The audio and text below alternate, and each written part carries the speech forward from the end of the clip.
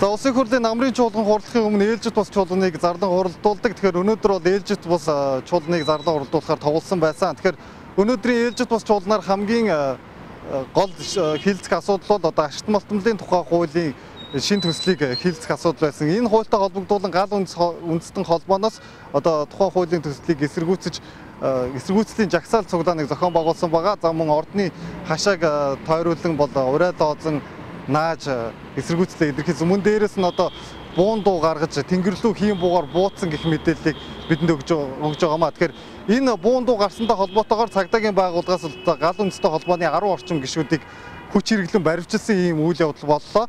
Тэгэхээр цагдаагийн байгууллага өгж байгаа мэдээллээр бол энэ бол баривчилгаа биш, за мөн мэдүүлэг авахар ямар учир шалтгаанаар жагсаал цуглаан зохион байгуулсан, мөн ямар шалтгаанаар буун дуу гаргасан талаар мэдүүлэг авахар баривчилсан хэмээн хэвлэл мэдээллийн байгууллагуудад тайлбарыг өгч байна.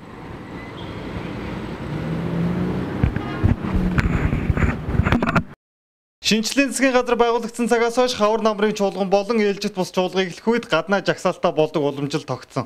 Өнгөрсөн хаврын чуулгыг эхлэхэд Монгол ардын намынхан жагсч байсан бол энэ удаагийн улсын хурлын ээлжит бус чуулган хуралдах үед гал үндэстэн холбооныхан жагслаа. Жагсахдаа төрийн ордныг тойруулан урайлан озон хадаж гар буугаар буудан тэсрэг бөмбөг дэлбэлэх гээд террорист ажиллагаа талруугаа болсон гэж хэлэхэд болно. Харин холбогдох хууль хүчний байгууллагынхан төрийн ордон руу бууцсантай холбоотойгоор онц байдал зарлаж хэргийн газар үзлэг шалгалтыг хийж байна. Тэр тусмаа төрийн ордны гадуур хэвлэл мэдээллийнхэнд ярилцлага өгсөн гал үндэстэн холбооны хүмүүсийг хомроглон баривчилж чирч гулдран цагдаагийн автомашин руу чихэж байлаа. Харин хууль ёсны шаардлагыг биелүүлээгүй заримыг нь сурсан аргаараа дөрвөн мөчнөөс нь өргөж инх баяр дахь арга хэрэгэлсэн ямар ч эсэргүүцэл үзүүлж чадхааргүй шилдэг арга гэдгийг дахин нэг удаа баталсан юм. Харин цагдаагийн ажилтнуудаас ямар шалтгаанаар баривчилж байгааг тодруулахад жагсаал цуглаан хийх хуулийг зөрчсөн тул тайлбар мэдүүлэг авахаар авч явж байгаа хэмээн тайлбарлаа. Та байж тэгээд би эндээс 3 хүний аваа явуулсан. Тайлбар авчул яах юм. Тэгвэл тэхгүй гэсэн баталгааны хэл. Би хэлсэн шүү дээ. Намайг би албан тушаалаа тань танилцуул үнэлгээ үзүүллээ. Ямар ч Монгол улсын иргэнд хуулийн дагуу л ажиллах ёстой. Та нар ч хуулийн дагуу үйл ажиллагаа болстой, бид нар хуулийн дагуу. Тийм болохоор бид нар тавьсан шаардлагыг биелүүл. Цагдаагийн байгууллагын тавьсан шаардлагыг та биелүүл. Бид нар хууль ёсныхаа шаардлагыг тавьж байгаа шүү дээ. Бид нар бид очоод тайлбар өгч. Та битээ тэгээ. Өө явуулахгүй. Ханга зүгээр үү. Зүгээр. Өө байлаа.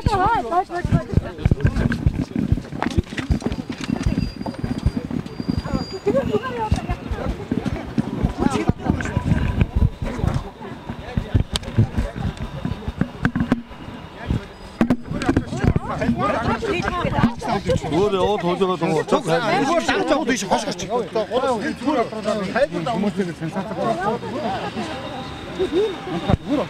Хийгээгүй шүү дээ. Би таны хуулиараа шаардлагыг биелүүлээ явчихад ирж шүү дээ. Хэрүүг. Одоо эндээс 30 минутын дараа хариу авах болчихсон юм. Бид нар бас энд хугацаатай хүлээж авах юм.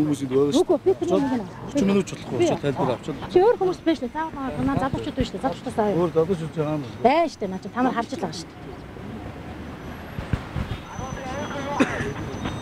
дээ. Би бас хүрээс өөрийнхөө та нар өөртөө бас ингэ бүжгнээ өсгөө сүржүүлээд ард түмнийг өмрүүлээд байгаа юм шүү. Хууль зөрчсөн болохоор ч зөрчсөн хуулийн чинь талаар тайлбар авах бид нэр гэж. Ойлгож байна. Тайлбар очоод хууль зөрчсөн. Ямар хууль зөрчсөн юм бэ? Яагаад байгаа юм?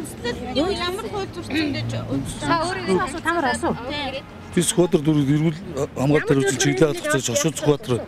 Аянда ямар хүндлэл яасан аянда дараагаар мэдэгдэн шүү дээ тэр чинь. Тийм биз? Одоогийн байдлаар яг ямар амьд чагсаал зургийн бодох тухай хууль заасан байдаг шүү дээ, тийм ээ? Өөрөө мэдж байгаа. Чагсаал зургийн хийх хүн тухайн хариуцсан дүүргийнхээ нутаг дэвшлэрээс зөвшөөрөл авах. Зөвшөөрлийн дагуу энэ үйл ажиллагаанд арга хэмжээ зөхөнөө гэсэн. Аваагүй ямар зөвшөөрлөө ийм хүмүүс байгаа байхгүй. Тийм учраас хууль зөрчсөн.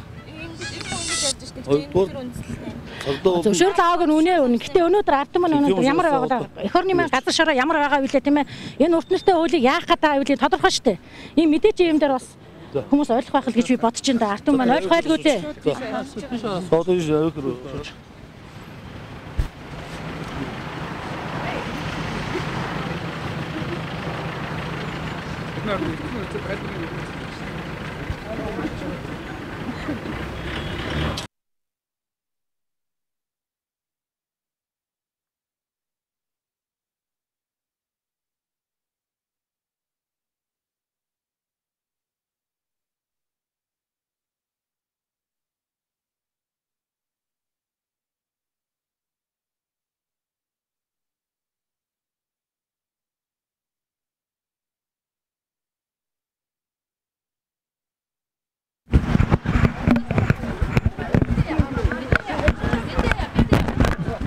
зүгээр хас бэ. Хараад юм хайш. Зүгээр байгаа хүний чи барьж авах хараад юм. Та очоод манай байгууллага дээр очоод сайн биелүүлж бод. Гэхдээ бид нар энэ юм аа. Гадраас тайлбар өгснээр гараад юм аваад явна шүү дээ. Танд юу шүү дээ. Албан ёсны шаардлага тавилаа. тайлбар өгчлөө. Заавал 2-3 удаа биш тавилаа. 2-3 янзаар хийж шаардлага тавилаа. Агаад юм аваад явуулаад юм аваад яваад гэнэ. Тийм учраас та шаардлага биелүүлээд явчих. Ингээ хүчлээ ингээ таглаач ард түмний нүд муухай харагдаад байна шүү дээ. шаардлага биелүүлэхгүй бол бид нар барих хэрэгтэй. Авч явах хэрэгтэй. Авч авчихсан байхгүй юу? Та Угаасаа энэ жагсаал цуглаанд хоолж өрцсөн. Яаж өрцсөн? Та нар харал да ингээд байж Төрөө орноор байж. спот за бид тань тайлбарлаж жагсаал цуглаан. Спотрын талбай. Төрөө ордон хамрах хэсэг та заавалж спот дүрэн засаг дараад хөсөлт өгжөөр бүртгүүлснийгаа дараа энэ жагсаал цуглаан үйлээр мэдхгүй шүү дээ. Харин тийм. Би тэр чил тань тайлбарлаж. Энэ зохион байгуулалт байгаа улсуудчил өөрснөө ирээд тэрийг зөвшөөрлөө аваад гисэн байгаа ч дээ. Бид нар дэмжиж хараад зогч энийг хараад зогч байгаа гэж уулзсан. Хоёулаа зүгээр манай хүмүүст уулзснараа бас бидний ажил бидний ингэж хөндрөж чуултаа бид нар очоод тайлбараа авах хэрэгтэй. Та нар ингэ хүччихий өөрсдөө. Тийм ээ. Наатаа уулзаад бид манай улсууд хүрээд ирлээ. Тэгээ энэ юм тайлбар авах улсуудын хэрэгцээр би явуулна. тантай уулзаад бид хараад байж байгаа юу? Би тантай уулзаад хий. Би танд хуулийн тайлбарлаж ойлгож байна уу та? Та нар ингэж болохгүй дээ. Харин цагдаагийн албаачийн тавьсан шаардлагыг биелүүл ойлгож байна уу та? Би өөрөө бас хүсэлтээ гаргана шүү дээ. Миний дөө.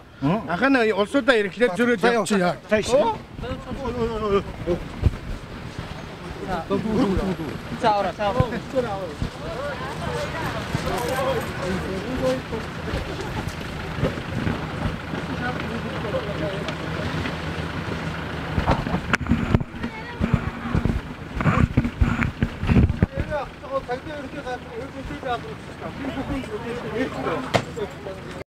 Гал үндэстэн холбооныхон урд нь морьтой жагсаал цуглаан зохион байгуулж төрийн ордон руу ном сумаар харах хүртэл үйл гаргаж байсан. Харин энэ удаа тесрэг бөмбөг дэлбэлэх орлого хийж хий буудсан олон хүнийг соширдуулсан юм. Хэдий хүнлэг бус аргаар чирч гулдран авч явж байгаа нь олон хүний дургуутслыг төрүүлж байгаа ч ард иргэдийн аюулгүй байдлыг хангах үүднээс зохих хүмүүсээс нь хэрэгцээт мэдээллийг цуглуулж хэргийн үнэн зөвийг яаралтай тогтоож тайван замаар асуудлыг шийдэх шаардлагатай байна. Хэрвээ асуудал энэ байдлаараа үргэлжилвэл иргэд хүчний байгууллагын хооронд зэвсэгт мөргөлдөн гарахд бэлэн байгааг энэ удаагийн үйлдэл харууллаа. Ямар ч тач одоогийн байдлаар болсон хэрэг явдлын талаар албан ёсны мэдээлэл өгөх хүн байхгүй нь цаашид энэ хэргийн талаар шинэ мэдээ бүрийг та бүхэндээ цаг алдалгүй хүргэх болно. НБС Эрдэнэт.